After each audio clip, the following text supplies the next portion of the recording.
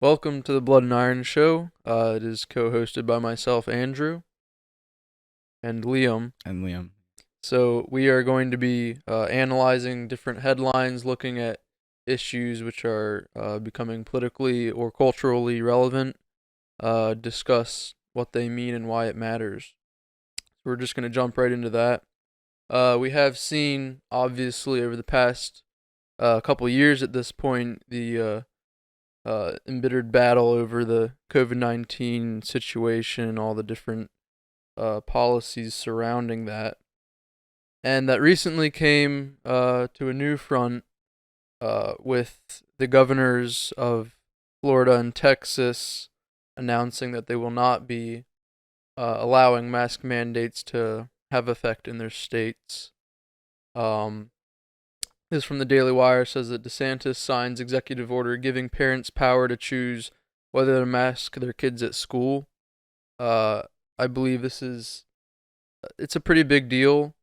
Yeah, Um, definitely. we saw something similar from Greg Abbott, a bit of a bigger step from Fox News. It says Texas Governor Greg Abbott signs order banning COVID vaccine mandates and mask mandates. I mean, I think that's a pretty good thing.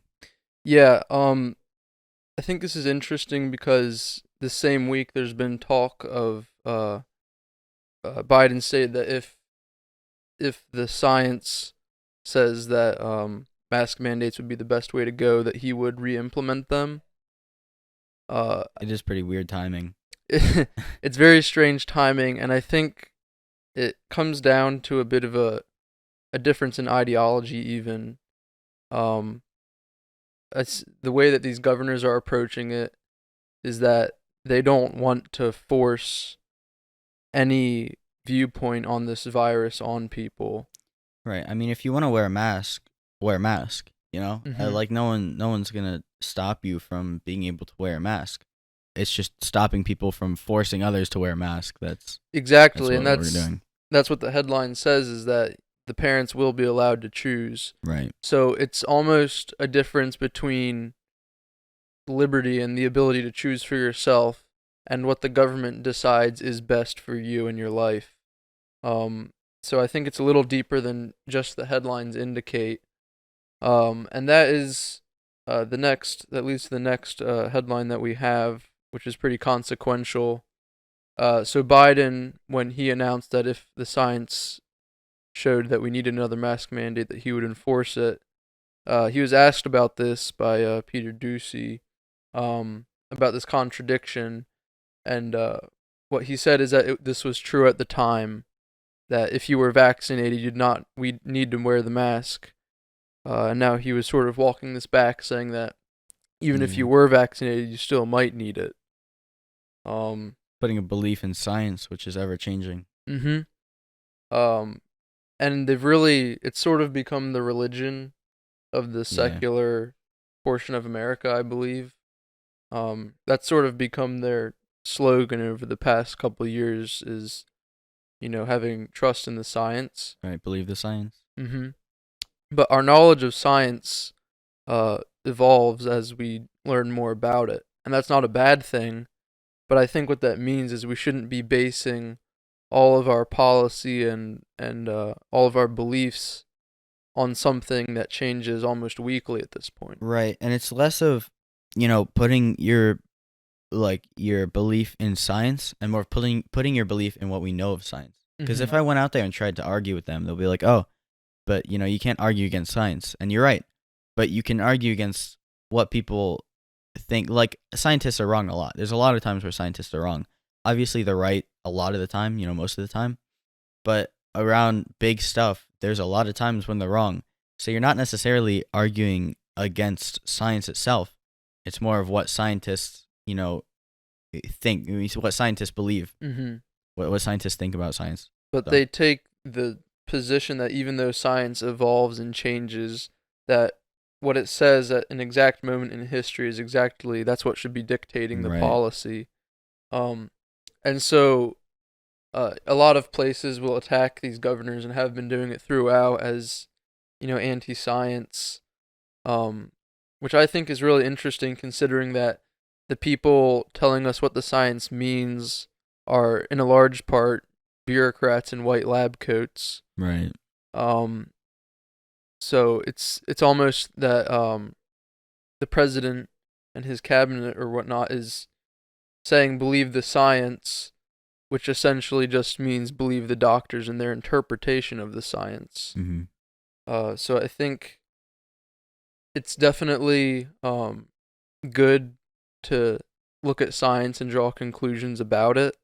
That's what science is having hypotheses and rooting out false things. I mean, a few hundred years ago, the science was that the Earth was the center of the universe. Right. So, I mean, it's a good thing that people didn't trust the science then, because the way science advances is people constantly questioning and critiquing what we believe we know about it. So that we can prove them right or wrong. Exactly, and that's the issue, is that ability to critique the science is almost non-existent at this point. Right.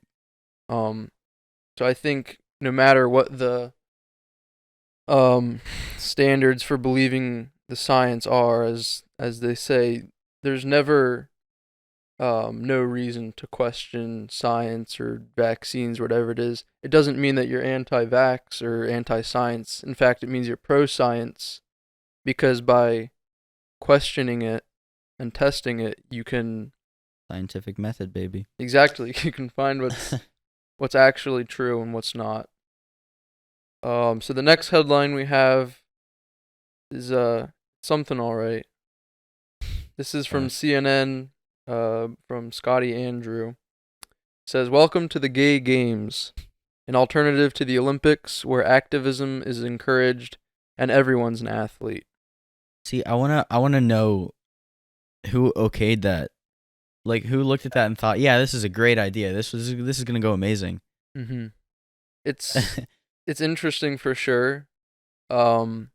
Which, by the way, I think there is this organization that does allow homosexuals to compete and transgender people to compete and excel if they're physically able. It's called the Olympics. Yeah, I know. People, they don't realize that the Olympics. If you're gay, you can get into the Olympics. Like, nothing's stopping you. And in fact, we're getting to the point where even transgenders are allowed in the Olympics. Yeah. I believe recently the New Zealand weightlifter outperformed all the women in the competition for weightlifting. So why is this gay games thing significant? It's probably just because we see the sort of need to take everything and view it as flawed, or in this case, I'm sure their view of it is that the normal Olympics is homophobic or whatnot. I feel like they're bringing back segregation.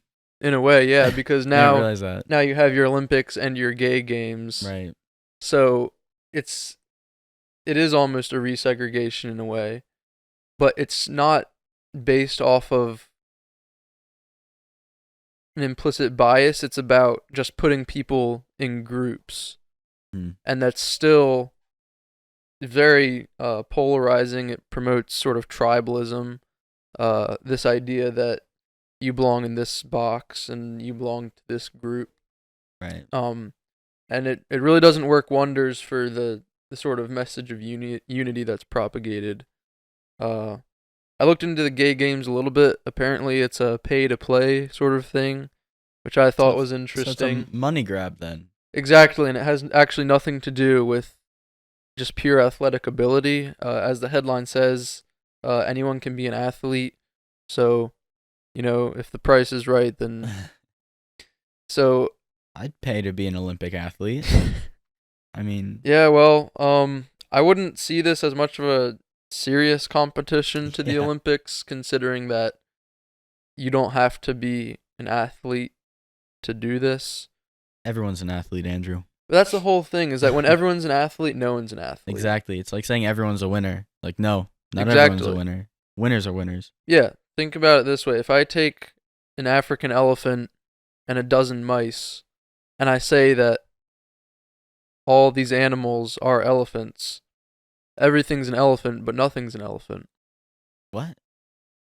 If you take That's an awful. I get what you're saying. It's a terrible if you metaphor, take though. the meaning out of words, then they don't mean anything. If elephant doesn't mean elephant, then it can't Right, be that's used true, to yeah. describe it anymore. That makes more sense. So if you're calling anyone an athlete, if they pay the right price to be included, then you'll just see the quality of athletics go down. Right. I mean, I wouldn't mind watching that. If everyone's an athlete, you know how entertaining that would be, though, to watch people try and compete with each other, and none of them have any idea what they're doing. They But just paid to go in there. they have intersectional value, which is seemingly all that matters. Anyway, so back to this, the issue of COVID.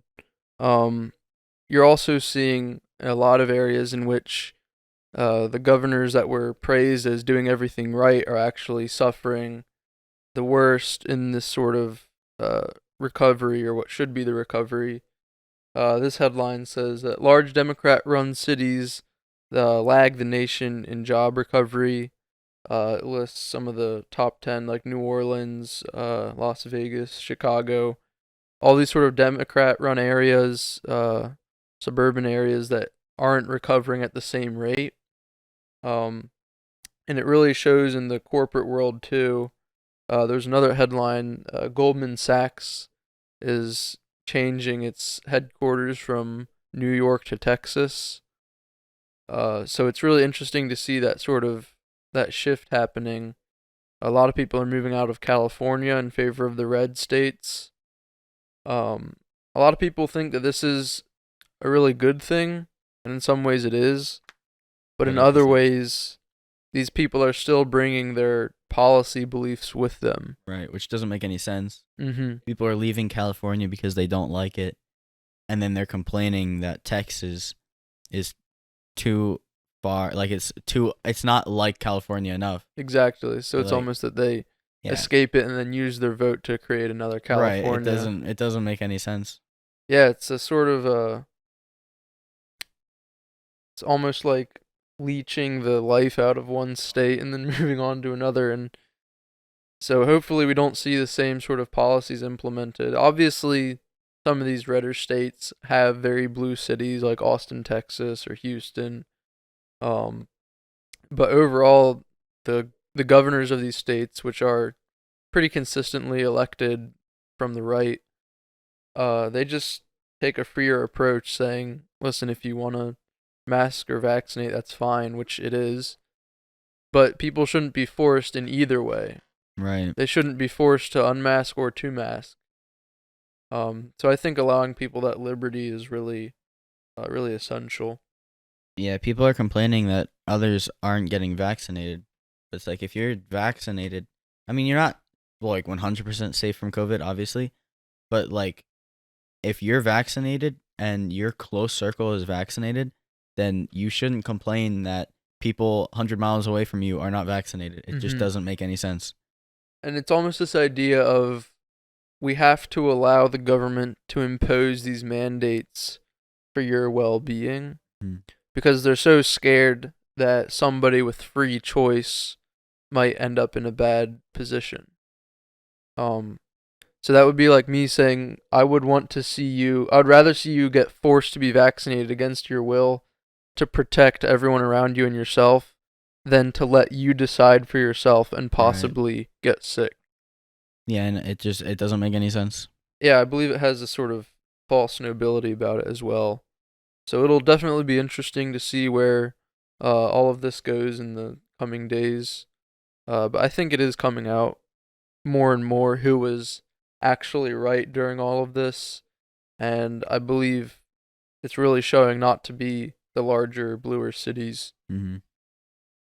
So another interesting article we've got from the Babylon Bee, the non-satirical branch of it. This headline is, "Did terrorist actually just win Olympic gold medal?" You may have heard of the little group called the Islamic Revolutionary Guard Corps, which was labeled a terrorist organization by the United States in 2019. Well, one of their members just won a gold medal in the Olympics, and even gave a military salute on the podium. That's so much to unpack. It's certainly a lot, considering that the Olympics also made a statement, allowing for protests on behalf of racial inequities or things like that. So you can see them getting a little more progressive, Mm-hmm. but at the same time are allowing this. Yeah, it doesn't make any sense. Um, some reporter also tweeted on this, someone who was actually detained by the IRGC. Um, she said, I was arrested in June 1985 by our IRGC members when I was 16 and spent 2 weeks in their jails. So it's fascinating, I guess, that an actual terrorist is allowed to compete in the games. Um, but I guess everything is changing and it's not always for the better. I feel like anyone nowadays could compete in the Olympics. As long as Mm-hmm. you have skill, doesn't matter who you are. Like, yeah, they'll accept anyone at this point. Or if, Anyone who's skillful enough to compete can just go. or if it's the gay games, if you're skilled enough to pay, then you can That's also true. go. If you're skilled enough to have the money, then you can go. Speaking of money, though, did you see Joe Biden was talking about how people who work 40 hours a week deserve more money? Like, dude, you're taking our money and giving it to people who don't work 40 hours a week. Like, it's completely contradictory. He's made a few contradictory statements for Yeah. sure. He just a few weeks ago was saying that stimulating the economy with more money is how we were going to get back on economic track and get out of inflation. I think it was Ben Shapiro that pointed out saying that printing money will solve inflation is like saying if I eat 10,000 calories a day, I'm going to lose weight. Yeah, I don't get it. It doesn't make any economic or factual sense. It's basic economics, and he Mhm. still got it wrong. Yeah, even uh his nomination for, I believe it's Secretary of the Treasury, Janet Yellen, I believe is her name. She switched up her position. It seems that a lot of people went from saying that the inflation would be transitory to now essentially saying this is going to be worse than it was originally thought. So you can only really escape responsibility for these things for so long, and then I believe it'll eventually come back to bite. And I think it's going to show a lot in the congressional races next year, 2022. I think that if people actually realize just a lot of the stuff that's been going on and how a lot of it really just doesn't work, that they might turn out for a less liberal voting ticket as far as Congress is concerned. We also have the Kansas City Chiefs, which retired their war paint mascot. Yeah, I heard about that. It says the team vows to keep creating opportunities to educate. I feel like the word educate has lost all its meaning. I don't understand how the removal of representation of supposedly discriminated groups, I don't understand how the removal of them forwards understanding or education. It doesn't. We saw this, I believe, last year with Aunt Jemima. Yep. It happened to the one butter company. They used to have Land O'Lakes. the Native American on the side. Yep. And so I don't understand. I believe what they say is that having them on there promotes a stereotype. But correct me if I'm wrong. That is how Native Americans Yeah, my were bad for dressed stereotyping a Native American as a accurately. Native American. Yeah, I'm sorry about that.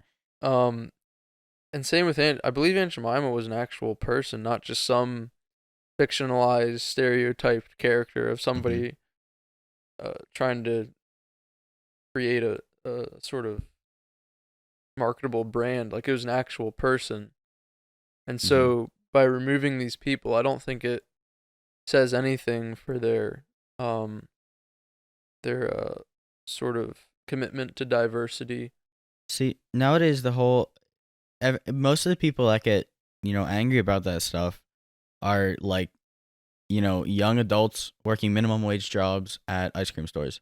Mhm. Like it's when they if I got, a 9 to 5 job, you know, 6 figure, making a salary or whatever, and I went up to my boss, if he said something like insensitive, and I went up to him and said, "Let me educate you," I can guarantee it will not go down that well. It won't go down very well. So it's crazy to see. I know everyone talks about, oh, these people are so soft, but it's true. Like people don't understand that in the real world, if I walk out, people are not gonna care about what I think. Like people Mhm. just aren't gonna care about my feelings. Mhm. So it's nice to be sensitive towards other people, but only to a certain extent. Yeah. Not to the place of complacency. Right. There have been some corporations that have been forced in a way to cave to um sort of a more controlling view. I believe recently, not recently, the Lululemon, the women's uh yoga pants company or whatever. Um, they had some sort of tension in one of their workplaces because of a lot of the racial issues that occurred last year. And essentially, what happened is that um, the one manager being viewed as racially insensitive was removed from his position by lower level workers Mm-hmm. because at times, um, like in general, you're right, the world isn't very complacent, but sometimes for people to avoid bad press and things like that, They have to. they have to listen to these smaller people with the louder voices. Um, It's sad to see, honestly. mhm. Because it's not. I don't believe that the people that get those people fired or whatnot. I don't believe they're a majority. I just think they're a really loud minority. Yeah.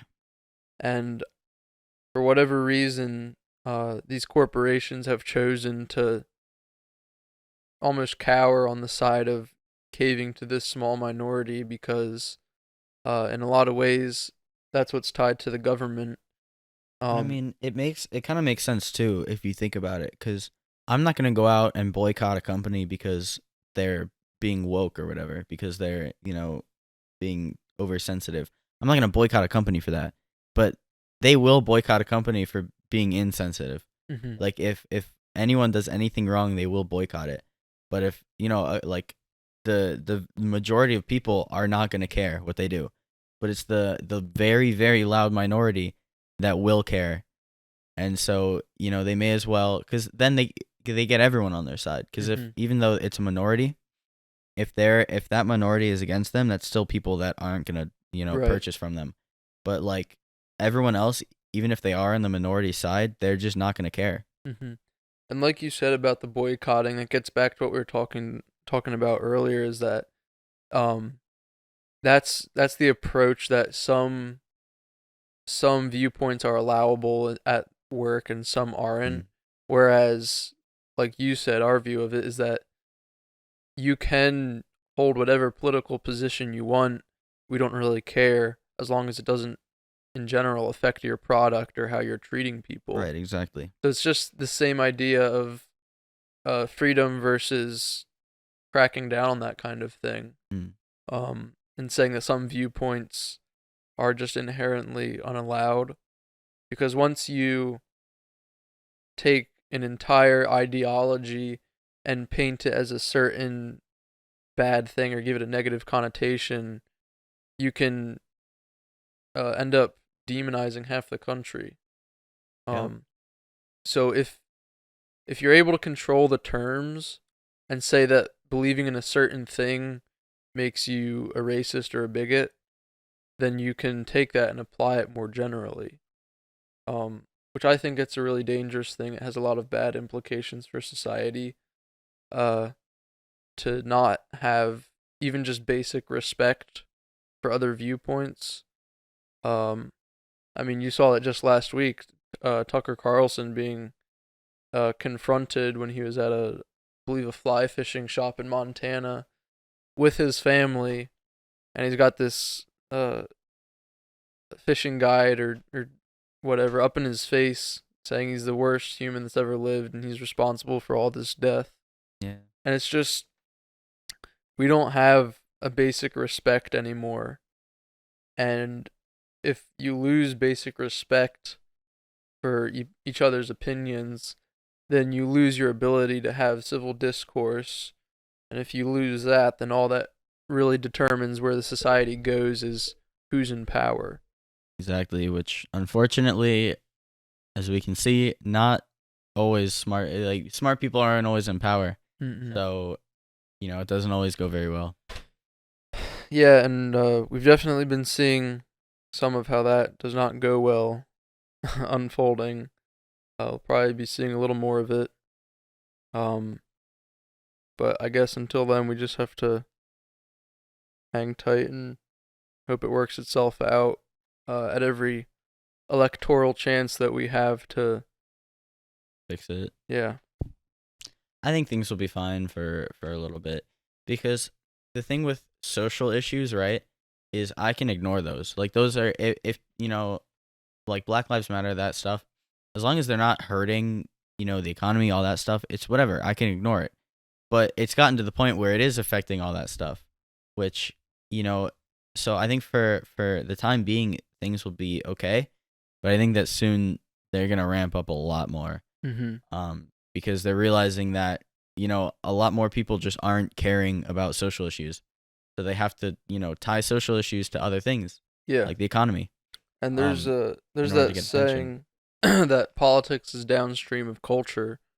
So I think in a lot of ways that's why you see them going for the culture first. Right. You'll go on and just really subtle things. You'll go on Netflix or Amazon Prime and see, all these subcategories for Black Pride movies or whatever it may be.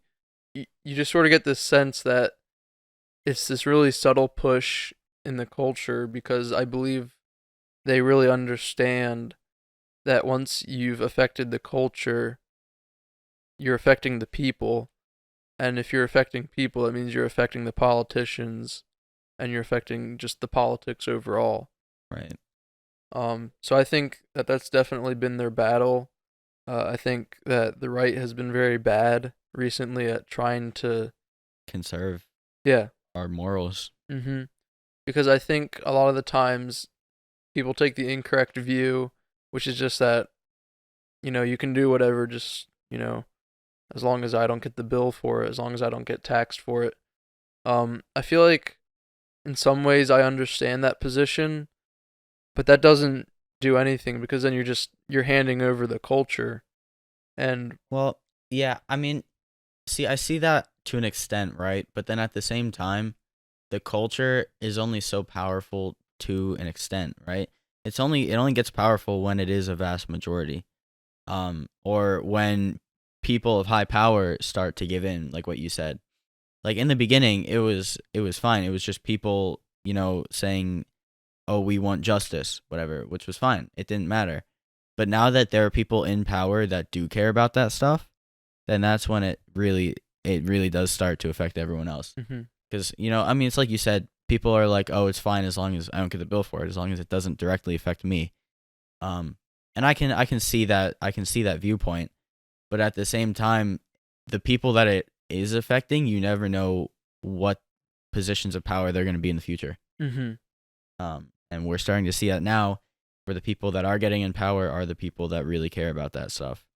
Yeah, and it's especially for young people, because if I can take a massive group of young people and heavily influence the way that they think, the fact is that some of them are going to end up being the next president or the next Congress people. And so they really they don't just aim at the politicians, although they do that in a very extortionary way. but they also they go right for the future politicians in a way, Mm-hmm. and the people that will be the voters and will be deciding stuff like this. Um, and that's a really impactful way of doing it. I think that conservatives definitely have to get better at trying to resist that push overall. Right, and I think that's one of the reasons why culture has flipped so many times. Mm-hmm. Like you can look back, in the Greek, the Roman times, it was like it is. It was really kind of progressive back then, kind of like it is today. Obviously, not entirely progressive. There's a lot of stuff that wasn't, but it's because people don't necessarily target the present people that are in power in the present. They target the people that are going to be in power in the future. Mm-hmm. And once things start going one way, then the people who are getting their way start to slow down and don't necessarily target the future politicians. It's the people that want to change stuff that target the future politicians. Mm-hmm. And that's why right now we're seeing a huge change towards a more progressive America. And I think, in 100, 200 years, Western culture is going to start changing the other way. Yeah. That's what I personally believe.